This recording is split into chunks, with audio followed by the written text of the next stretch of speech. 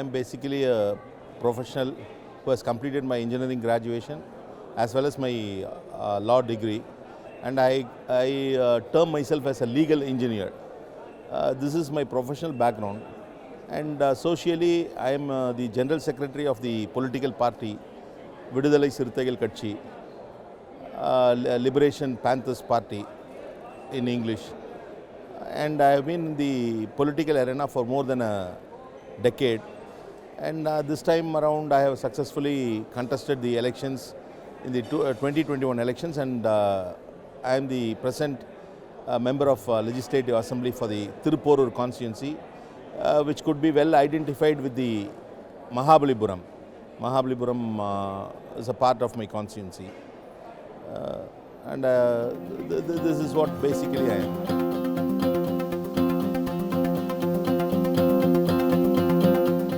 This is a different conference type, and where the legislatures from different parts of the country have come together and who have different ideologies and different sets of thoughts.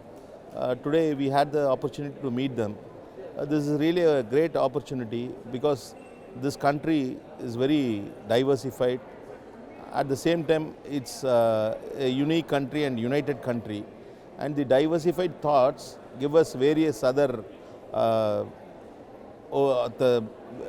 various things that could be incorporated in our constituency. I had the opportunity of meeting many people who came up with very innovative ideas of rendering the service to the people. This is really a great opportunity, and I really thank NLC for this great effort, bringing people together. It is not an easy thing to bring about thousands of legislatures together, and more than that, making them feel comfortable. We all had a very great reception, and a great, the courtesy was very good. Hats off to NLC.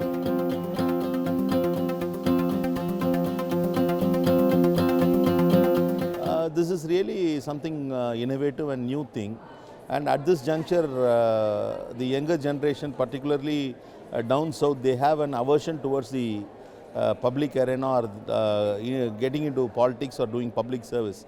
This governance concept is something really appreciable, and I think this would spread around the country, and we will be having many schools and courses like this governancing. It's a really great thing, and it is a need of the hour, I think.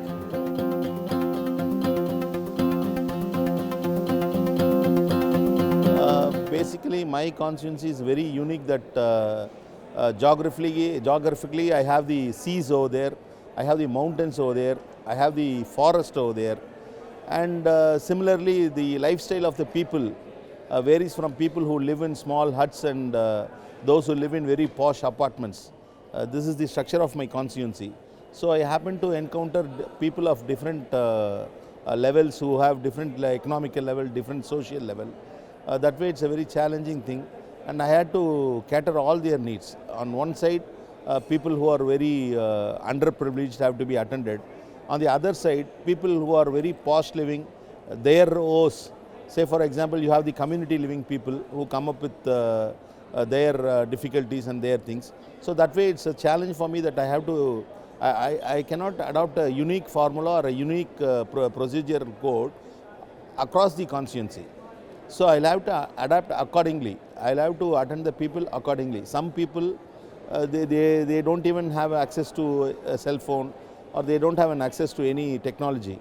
So to those people, I have to reach them directly. On the contra, I have a set of people who are highly technologically equipped. So those people approach me through mails or through WhatsApp or any other social media. So in that way, it's a challenge for me to attend people, and I'll have to have a tailor-made approach to each and every segment of the people.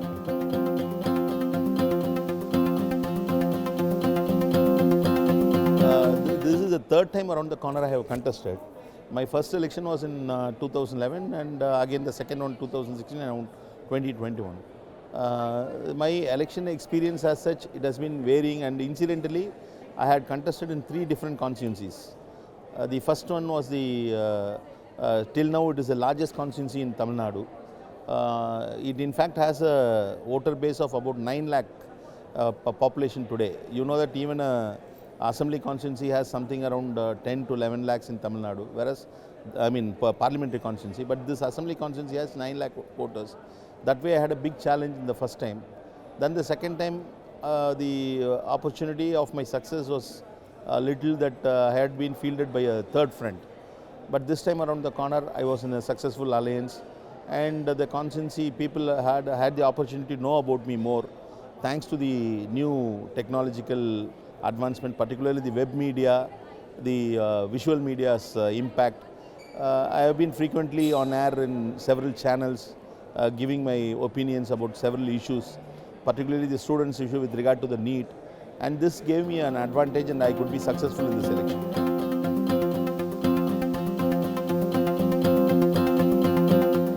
As for me, my political ideal is my political leader, my political party leader, who is also the present member of parliament, Dr. Tol Tirumavalavan. Incidentally, he follows the ideals and principles of Dr. Ambedkar. That way, he is my political ideal, and even as a parliamentarian, his performance is commendable, and it is appreciated all over the country. And he is also an inspiration for me to serve as a public representative.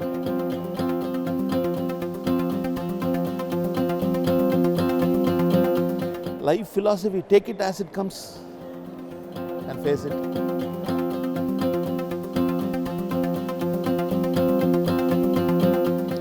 The best feature of the Indian democracy is the constitution. See, when you go by the constitution, there is a solution for each and every bottleneck or everything that is happening in the country that can be solved if the application of constitution is done on the right manner. The interpretation or the statutes of constitution are followed.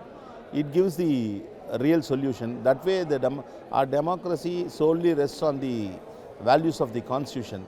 So to uphold democracy in our country, upholding the constitution is a must.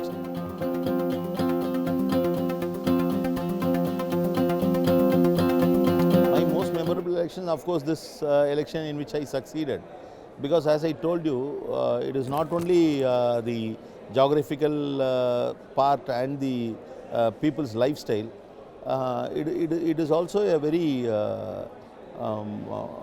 suppressed state of people live more in my constituency, and they have been exploited for more than years. So I had to, when I was fielded by a party which fights for the suppressed class, the caste equation was more working on the constituency. So I had a challenge.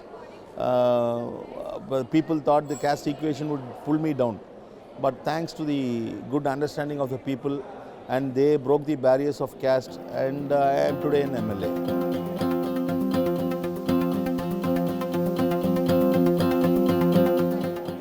Yeah, it's pretty tough because see, a public representative or a legislature, he doesn't have any set of rules or a set of duties or set of liabilities. It is his intention or his will to do the work for the people. He can serve for 1 hour, 2 hours, 4 hours, or round the clock. It is up to him. For people like us who come from a political party which is fighting for the downtrodden, it's a big challenge. And moreover, I also function as the General Secretary, Deputy General Secretary of my political party. So I'll have to balance between the constituency people, between my political party, then people of my political party living all around the state who happen to approach me for their things which has to be done through the government or through the government officials.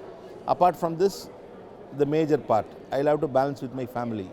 So it's a pretty tough thing, and almost every time I look up to my family to settle down or to compromise, because I cannot convince or compromise the other part. So it is the family which is being supporting me, and they happen to understand, and the credit goes to them for understanding me and giving me the space to function as a politician.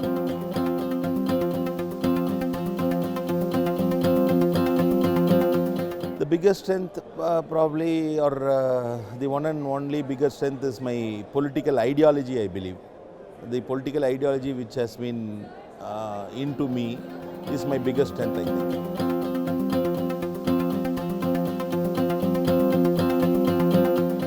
the most memorable public life moment. Uh, I had been working for my party leader for his election as a member of parliament, and I was in charge of a particular legislative segment. Incidentally, that segment was considered to be weak, and that segment was expected to do bad. But I had worked there, taking up the party's legacies and the leaders' legacies, and incidentally, we won the election. And more importantly, that particular assembly segment got good votes. And after the election results were out, I was standing with the crowd. My political leader who won the elections was fully surrounded by people, and he was just moving away in a car. But he tried to, he somehow identified me standing in the crowd. He opened the door of the car and pulled me from there, and he gave me a kiss. That is my most memorable thing, because that one moment was the greatest acknowledgement from my political leader.